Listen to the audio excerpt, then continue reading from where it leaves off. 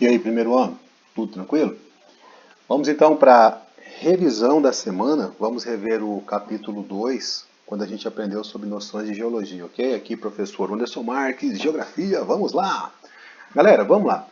As camadas da Terra podem ser divididas sob dois tipos de pontos de vista, de acordo com a composição química ou de acordo com os elementos físicos. Nesse caso aqui, do interior para o exterior, a gente tem núcleo interno e núcleo externo separados pela descontinuidade de Lehmann, considerando as composições químicas, certo? E aí o núcleo externo, ele é dividido com o manto superior separado pela descontinuidade de Wishart e Gutenberg. O manto inferior, ele é separado do manto superior pela descontinuidade de Mohorovicic.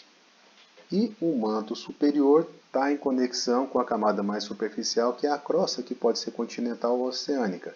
Sendo que a oceânica é mais densa, menos espessa, a continental é mais espessa, menos densa.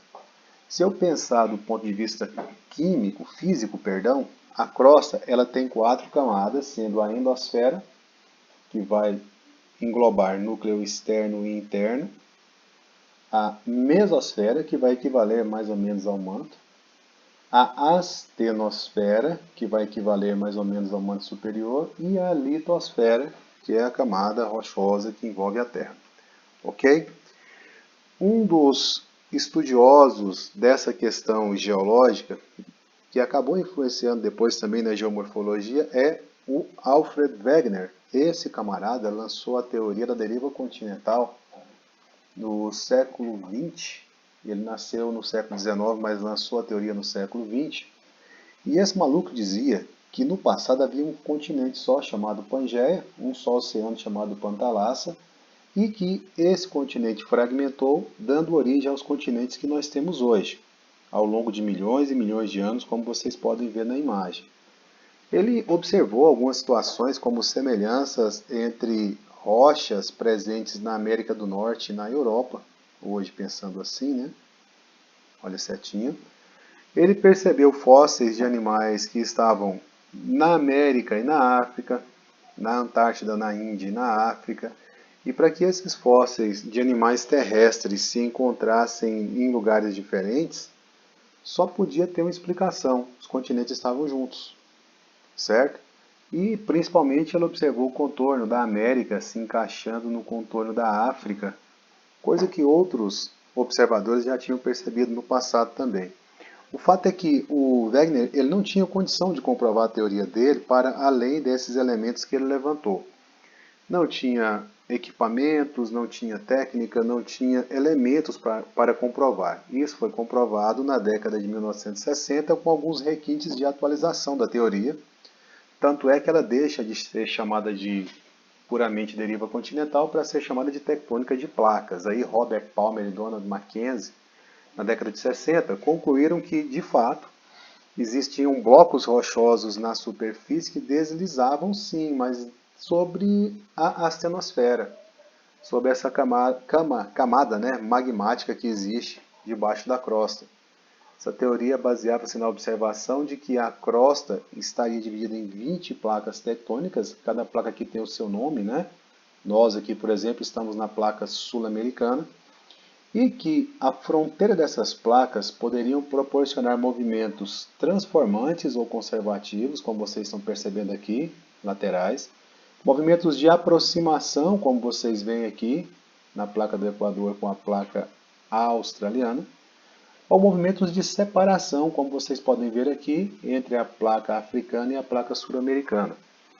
Essa teoria passou a ser chamada de teoria das tectônicas de placas. Alô, teste. Nesse Ok. contexto, a gente chega aqui. Ó. O que é tectonismo? Tectonismo é a força proveniente do calor e pressão que sai do interior da Terra devido à convecção existente na astenosfera. Ok?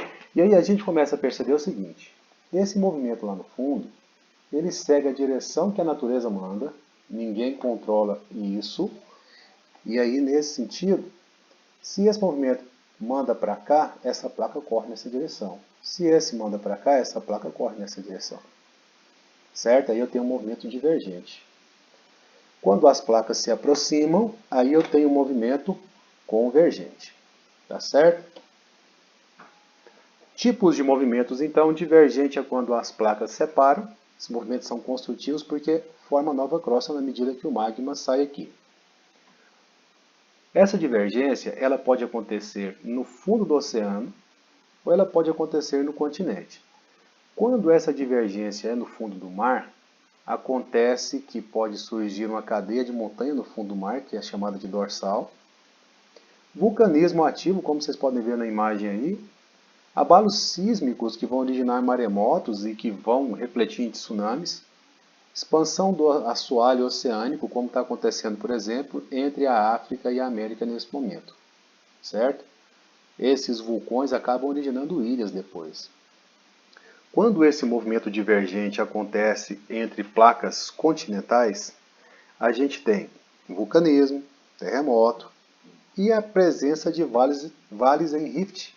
Tipo o Rift Valley aqui, ó, presente na África. Isso aqui não é erosão, galera. Isso aqui é separação de placa tectônica. Aqui está a visão aérea do lugar, ó. A separação é tão intensa que estão surgindo lagos para preencher essa separação e a tendência é de que no futuro bem distante o chifre da África acabe se separando, desconectando do continente africano nessa linha que vocês estão vendo marcada do lado de cá. Certo? Entre esses movimentos, além do divergente, tem o convergente, que é quando as placas se aproximam. E aí elas colidem. A placa oceânica, que é mais densa, ela tende a afundar, a mergulhar. A placa continental acaba formando, aí, em função dessa pressão, cadeia de montanha. Esse movimento convergente ele pode ser com placa continental e oceânica. Nesse caso aqui, a placa oceânica mergulha e a placa continental, que é mais leve, fica por cima. Na placa continental forma a cordilheira, como vocês estão vendo aqui. E na placa oceânica eu tenho a fusão dessa placa com a astenosfera. Nesse lugar ocorre abalo sísmico, tsunami, vulcanismo. O fato é que surge um termo aqui que é subducção. Subducção, galera, é quando essa placa está mergulhando. Tá? Isso é subducção. Quando a placa vai por cima é obducção. Enfim, aqui tem uma imagem de cadeia de montanhas envolvidas nesse processo. Essa aqui é a Cordilheira do Himalaia, onde a placa indiana está mergulhando sobre a placa asiática. Movimento convergente oceano-oceano, quando no fundo do oceano duas placas se aproximam, forma lá também uma cadeia de montanha em uma das placas, só que essa cadeia de montanha no fundo do mar acaba refletindo em ilhas, quando sai do nível do mar, né? O Japão, por exemplo, é um exemplo disso. O Japão, por exemplo, é um exemplo, ficou legal, né? O Japão é um exemplo disso. A litosfera oceânica, a maior densidade, se movimenta por baixo da litosfera oceânica no limite da outra placa tectônica, num processo de subducção, lembra? Ao longo da linha de convecção se forma uma longa fossa de mar profundo. Fossa é essa grande depressão no fundo do mar aqui, ó. São os lugares mais profundos do oceano. O aumento da pressão pela subducção da placa pela astenosfera faz surgir uma região, um arco de ilhas, como são as ilhas japonesas aqui, ó. Nesse lugar existe intensa atividade vulcânica, mas também pode acontecer abalos sísmicos, também pode acontecer vulcanismo. Movimento convergente continente-continente. Pode acontecer de duas placas continentais se chocarem. Nesse caso aqui, a placa mais jovem sobe sobre a mais antiga em um processo de obducção. Obducção é a que sobe. Subducção é a que desce, né? É a que sobe. Formação de dobramentos modernos, cordilheiras ou cadeias de montanhas, ocorrência de fortes terremotos, atividades vulcânicas. Um exemplo disso aqui está presente nas Sierras Madres mexicanas, montanhas rochosas norte-americanas. Ok? Movimento transformante é quando as placas deslizam verticalmente, sem destruir nem sem construir. Esse deslizamento ele é tangencial, é um contato conservativo, porque não destrói nem constrói. Esse deslocamento do eixo das cordilheiras oceânicas acontece e nele existe presença de terremotos. Isso quando é no fundo do oceano. Quando é no continente, existem os chamados falhamentos, como a falha de San Andreas, falha de Santo André aqui, ó. Isso é nos Estados Unidos. Presença de terremoto. Lembra que eu disse para vocês na sala de aula que a cidade de São Francisco, na Califórnia, está submetida à possibilidade de um grande terremoto que vai destruir tudo por lá, chamado Big One? É isso. Pessoal, agentes moldadores do relevo. O relevo pode ser moldado por agentes que vêm do interior para a superfície ou da atmosfera para a superfície. Os que vêm de dentro são chamados de internos ou endógenos. Vamos falar deles então. São causados pelas dinâmicas do interior do planeta, podem provocar destruição ou construção da crosta de dentro para fora. Exemplo, tectonismo, vulcanismo, abalo sísmico. Esses agentes internos, eles vão agir então da astenosfera para a litosfera. Aí vamos ver um por um. Tem o tectonismo, também chamado de diastrofismo, que é a força proveniente do calor e da pressão que sai do interior da Terra. E aí, galera, ela pode deformar as rochas. Esse diastrofismo ele pode ser orogênese ou epirogênese, começando pela orogênese, orogênese horizontal, movimento horizontal da crosta de curta duração, mas de grande intensidade. Gera dobramentos nas rochas mais plásticas, mais flexíveis, e fraturas nas rochas mais rígidas. Exemplo, dobramentos modernos, como a Cordilheira do Himalaia e a Cordilheira dos Andes. Dobramentos antigos, como a região serrana do Brasil, lá no Nordeste, no Sul, no Sudeste. Ok? Exemplos aqui. E aí, se apega nisso aqui, ó. Existem falhas com as rochas mais rígidas, elas podem ser inversas, como está na imagem, transcorrente ou normal. As dobras, elas formam estruturas que são anticlinais, para cima, ou sinclinais para baixo. Aqui é uma imagem, mais ou menos, da superfície, numa perspectiva de perfil, né? As fraturas também são chamadas de falhas ou diáclase.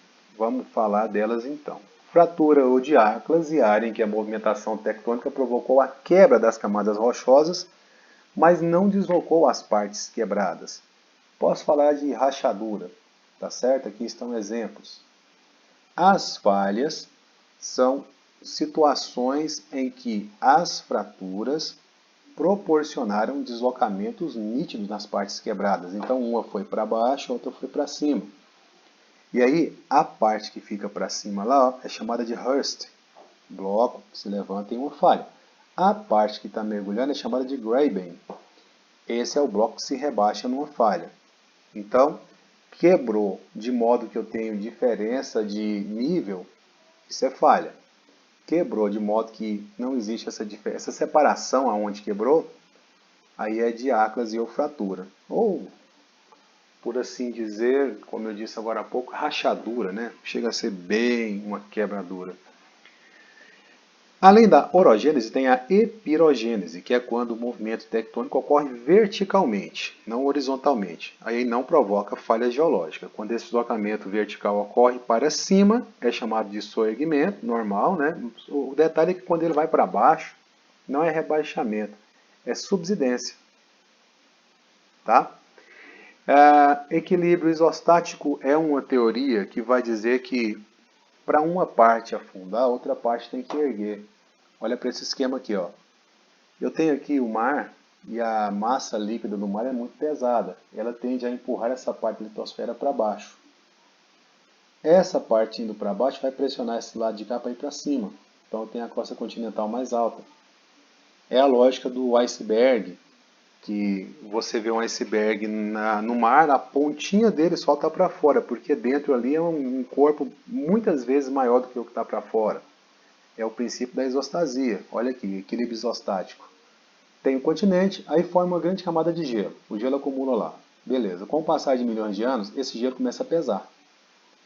Pesando, ele tende a afundar a crosta onde ele está em cima. Essa crosta afunda, beleza, mas quando o gelo derrete, ela volta ao normal. Isso é equilíbrio isostático. é o que vai explicar, por exemplo, por que uma boia cheia de ar não afunda na água totalmente, mas se você forçar, ela afunda parcialmente, certo? Buscando equilíbrio isostático. Abalos sísmicos são vibrações na crosta provocados pelo choque de placas tectônicas. E aí o que acontece? Esses abalos sísmicos, eles possuem o lugar onde ele reflete, o lugar onde ele acontece. Onde o choque acontece é chamado de foco ou hipocentro. Onde ele reflete, aonde na superfície ele faz balançar, é chamado de epicentro. Existem ondas sísmicas que são profundas ou de volume, essas não vão na direção da superfície quando tem o choque das placas, mas vão na direção da profundidade. Existem ondas que são superficiais. A definição está aqui, são vibrações na crosta, provocadas por ondas sísmicas que se propagam a partir do hipocentro, aqui embaixo, e refletem no epicentro, aqui em cima. Lembra, galera, que abalo sísmico é provocado por choque de placas tectônicas. Show? Essas vibrações se refletem na Terra, são chamadas de terremotos, tá? Tremores que se manifestam na crosta. São provocados principalmente pela acomodação de placas, como eu falei, mas pode ser que um vulcanismo também provoque isso, se a explosão vulcânica for muito forte. Hipocentro é o foco, já disse, e epicentro é onde ele reflete. Então aqui nesse caso o hipocentro está aqui, aqui que a placa choca, epicentro está aqui em cima, aqui que o tremor reflete. Ok? Eu pesquisei para vocês um pouquinho sobre os terremotos e eu estou colocando aqui, por exemplo, que existem duas escalas. Tem a escala de Mercalli, que foi criada pelo italiano Giuseppe Mercalli em 1902, que nesse caso aqui, ela vai ser medida de acordo com a destruição. Por exemplo, escala 1 e 2 de Mercalli. Quase ninguém sente ou poucas pessoas sentem, percebem. Escala 3, 4 e 5, o tremor é sentido por muitos, até por quase todos, balanço de árvores e postes, enfim. Escala 6 e 7, todo mundo sente, mobílias são arrastadas, ligeiros danos ocorrem em construções, ocorrem danos leves em praticamente todos os lugares. Escala Mercalli, 8 e 9, estruturas especialmente projetadas são ligeiramente danificadas, aquelas que não são destruídas, lógico. Todas as construções são consideradas perigosas, rachaduras visíveis no solo, a terra começa a abrir. Escala 10 de Mercalli. Muitas construções desabam e o chão é fortemente fraturado. A escala 11 é o limite dele. Toda a estrutura praticamente cai no chão. O chão está largamente rachado, destruição total, enfim. Na escala Richter, aí eu tenho uma variaçãozinha, olha. Até 2,5, basicamente só o sismógrafo percebe. Até 3,5, poucas pessoas sentem. Até 4,5, dá um terremoto moderado, algumas pessoas sentem e podem ocorrer alguns danos. Aí pensa em rachadura em parede, talvez objeto caindo da mesa, da estante e tal. Escala 6, um terremoto forte. Aí todo mundo percebe. O que é mais simples vai ser mais destruído, o que é mais rígido, mais resistente vai ser menos. Quando eu falo o que é, pensa em prédio, construção predial, né? Escala 7, um forte terremoto, e ele é destrutivo. Escala 8, esse é muito forte e destrutivo. Tá? Essas são as escalas. Magnitude é a quantidade de energia que é liberada no abalo sísmico. Essa magnitude é sempre na escala Richter. Terremoto, tanto de magnitude, tanto na escala Richter. Maremoto é um tremor de terra no fundo do mar. E aí, esse tremor de terra no fundo do mar pode ser originado por choque de placas tectônicas, por erupção vulcânica, por causa dos deslizamentos de terra que estão no fundo do oceano. Enfim, essa movimentação gera abalo sísmico. Esse abalo sísmico provoca agitação nas águas e fazem surgir as chamadas maremotos. Essas maremotos, quando chegam próximas da superfície, como vocês veem aqui, elas começam a ser mais percebidas. Aqui em alto mar, quase não se percebe, mas conforme vai ficando raso, essas ondas gigantes realmente assumem características de ondas gigantes, e aí são as chamadas tsunami. No Japão, chama-se tsunami de onda do porto, né? São aquelas ondas que chegam e reviram navios no porto. Essas geralmente invadem o litoral e causam grande destruição, como vocês estão vendo a ilustração aí na imagem, tá? Existe um imenso acervo de destruição causada por tsunami. É só você olhar no YouTube. Algumas medidas podem ajudar a diminuir danos causados por terremotos. E aí, galera? Pode ter um aviso do evento antes que o evento aconteça. O problema aqui é que os equipamentos disponíveis eles têm pouca precisão em relação a longo espaço de tempo entre o aviso e o dano. Preparação do poder público aqui é prevenção, nesse caso aqui é muito bom. Essa menininha aqui, por exemplo, aprendeu na aula de geografia que quando os animais correm para lugares altos, isso é um indicativo que está chegando tsunami. E ela acabou salvando muita gente naquele terremoto lá da Indonésia, naquela tsunami da Indonésia. Condições de infraestrutura favorável, como construções dotadas de estratégias que diminuiriam o desmoronamento de construção. Pensa aqui, ó, nós temos a mania de colocar laje na nossa casa, no nosso teto. Isso não é recomendável onde tem grande foco de abalos sísmicos, incidência disso. Geralmente nesses lugares, recomenda-se que as casas sejam de madeira, principalmente, para virar um caixote, para não cair e desmoronar fácil, e que as estruturas mais pesadas não estejam em cima. Tá? Talvez você já ouviram falar do termo Círculo de Fogo no Pacífico. Se refere à divisa de placas tectônicas envolvendo a placa pacífica, principalmente, onde tem muitos focos de vulcanismo. Então, o Círculo de Fogo do Pacífico envolve a costa americana, a costa asiática e da Oceania também. E aí muitos vulcões, muita tsunami num lugar desse aqui, muito abalo sísmico. Para encerrar, galera, eu pesquisei sobre os 2 principais terremotos da história do mundo e do Brasil. No mundo, o segundo maior em magnitude foi no Alasca, em 64, magnitude 9.2, aí a escala Richter, né? Dia 28 de março de 64. E aí, esse terremoto aconteceu, como eu disse, no Alasca, é o segundo maior registrado. O epicentro foi nos Estados Unidos mesmo, e segundo registros oficiais, matou, no caso, 139 pessoas. O pior de todos foi em Valdívia, no Chile, em 1960, 9.5. Aqui morreram mais ou menos 2.000 pessoas.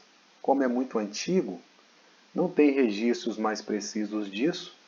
3.000 pessoas ficaram feridas, milhões ficaram desabrigadas. Observem que houveram abalos sísmicos de magnitude menor com muito mais mortes, como o caso do Haiti, por exemplo, que não chegou nem a 8, e a estimativa é que morreram 300.000. Então tudo tem a ver com a estrutura predial do lugar. Terremoto não mata ninguém. O que mata são as coisas que caem em cima das pessoas que ficam presas, depois vem incêndio ou chuva, enxurrada, enfim. É a consequência do terremoto que mata. E no Brasil? Como o Brasil não está em divisa de placa tectônica, por certo, o Brasil então não tem grandes terremotos, grandes abalos sísmicos. Mas, por exemplo, o segundo mais intenso foi 6.1, divisa do Acre com o Amazonas. E isso foi em 2007. Não teve vítima. Tá? O maior abalo sísmico no Brasil foi magnitude 6.6, Serra do Tombador, Mato Grosso, 31 de janeiro de 55. Também não houveram vítimas. Foram lugares assim remotos, né, pouco habitados, e como eu disse para vocês, não tinha muita perspectiva de nada cair em cima de ninguém. Agora, pessoal, tem uma vítima de terremoto aqui no Brasil, uma criança de 5 anos, é a única registrada de fato. Existem histórias e histórias, esse registro aqui é registro oficial. Terremoto em Caraíbas, em Minas Gerais, magnitude 5, ocorreu em 2007. Destruiu algumas casas, feriu 6 pessoas e essa menina, a parede da casa ou o muro, não me lembro ao certo, caiu em cima dela. E ela acabou morrendo. Certo?